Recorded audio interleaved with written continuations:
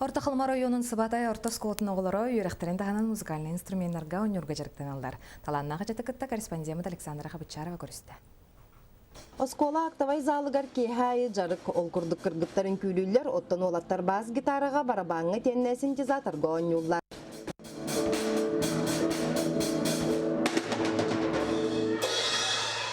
Бу кружок бар, 9-тан 11 класска дылы олаттар баллар.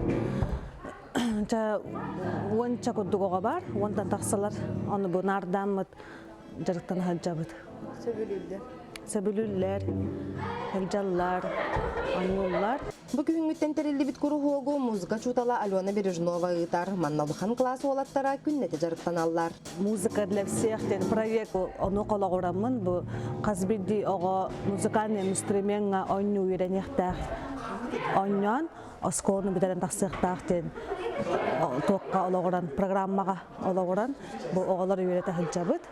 Мен кытта мен кергеним Сухамасов Иван Алексеевич эми оголору үйретер.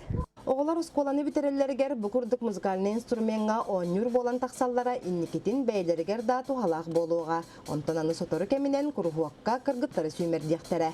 Александра Хабычарова, Саха телевидениете, Орта Халыма.